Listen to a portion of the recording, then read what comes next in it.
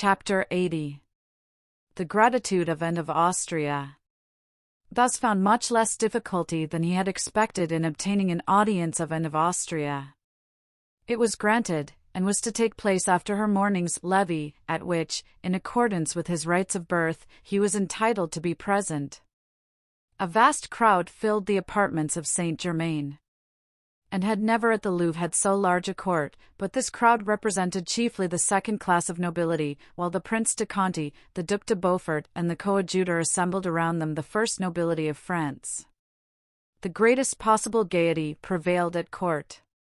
The particular characteristic of this was that more songs were made than cannons fired during its continuance.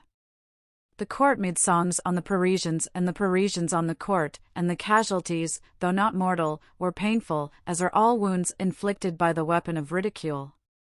In the midst of this seeming hilarity, nevertheless, people's minds were uneasy. Was Mazarin to remain the favorite and minister of the Queen? Was he to be carried back by the wind which had blown him there? Everyone hoped so that the minister felt that all around him, beneath the homage of the courtiers, lay a fund of hatred, ill-disguised by fear and interest. He felt ill at ease, and at a loss what to do. Condé himself, whilst fighting for him, lost no opportunity of ridiculing, of humbling him. The Queen, on whom he threw himself as sole support, seemed to him now not much to be relied upon. When the hour appointed for the audience arrived, Athos was obliged to stay until the Queen, who was waited upon by a new deputation from Paris, had consulted with her minister as to the propriety and manner of receiving them. All were fully engrossed with the affairs of the day. Athos could not therefore have chosen a more inauspicious moment to speak of his friends, poor Adams, lost in that raging whirlwind. But Athos was a man of inflexible determination. He firmly adhered to a purpose once formed, when it seemed to him to spring from conscience and to be prompted by a sense of duty.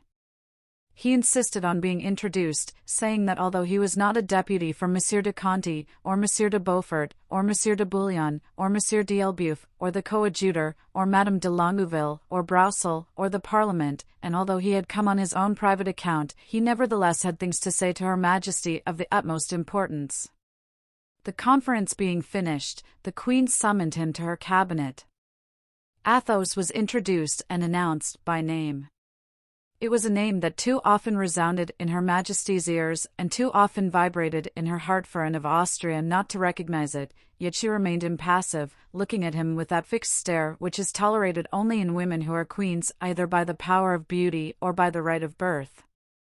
"It is then a service which you propose to render us, Count?" asked Anne of Austria, after a moment's silence. "Yes, madame, another service," said Athos, shocked that the Queen did not seem to recognize him. Athos had a noble heart, and made, therefore, but a poor courtier. Anne frowned. Mazarin, who was sitting at a table folding up papers, as if he had only been a Secretary of State, looked up. "Speak," said the Queen. Mazarin turned again to his papers.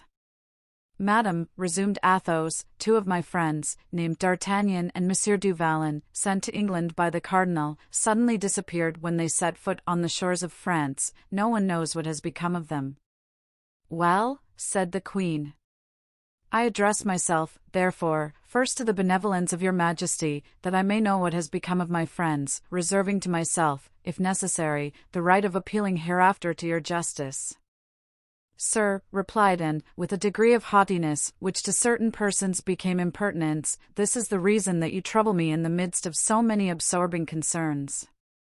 "An affair for the police." "Well, sir, you ought to know that we no longer have a police, since we are no longer at Paris.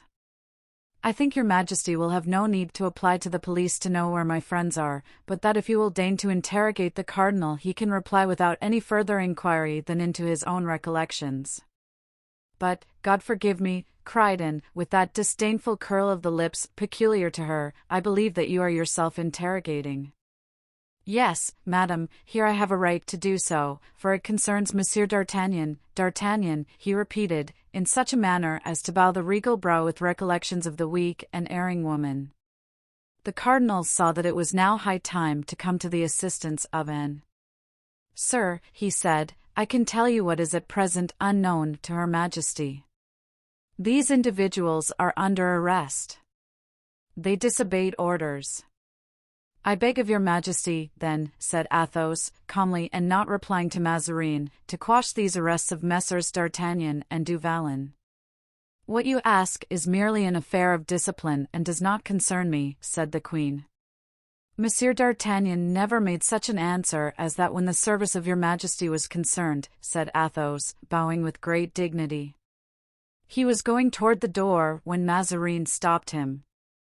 You, too, have been in England, sir, he said, making a sign to the queen, who was evidently going to issue a severe order. I was a witness of the last hours of Charles I, poor king. Culpable, at the most, of weakness, how cruelly punished by his subjects. Thrones are at this time shaken, and it is to little purpose for devoted hearts to serve the interests of princes. This is the second time that Monsieur d'Artagnan has been in England. He went the first time to save the honor of a great queen, the second, to avert the death of a great king. Sir, said and to Mazarin, with an accent from which daily habits of dissimulation could not entirely chase the real expression, see if we can do something for these gentlemen. I wish to do, madam, all that your Majesty pleases. Do what Monsieur de la Fère requests, that is your name, is it not, sir? I have another name, madam, I am called Athos. Madam, said Mazarin, with a smile, you may rest easy, your wishes shall be fulfilled. You hear, sir, said the queen. Yes, madam, I expected nothing less from the justice of your Majesty. May I not go and see my friends? Yes, sir, you shall see them. But, apropos, you belong to the Fronde, do you not? Madam, I serve the king. Yes, in your own way. My way is the way of all gentlemen, and I know only one way, answered Athos, haughtily. Go, sir, then, said the queen, you have obtained what you wish, and we know all we desire to know. Scarcely, however, had the tapestry closed behind Athos when she said to Mazarin, Cardinal, desire them to arrest that insolent fellow before he leaves the court. Your Majesty, answered Mazarin, desires me to do only what I was going to ask you to let me do. These bravos who resuscitate in our epoch the traditions of another reign are troublesome, since there are two of them already there, let us add a third. Athos was not altogether the queen's dupe, but he was not a man to run away on suspicion, above all, when distinctly told that he should see his friends again.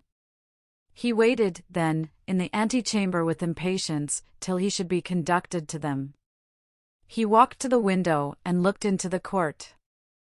He saw the deputation from the Parisians enter it. They were coming to assign the definitive place for the conference and to make their bow to the queen.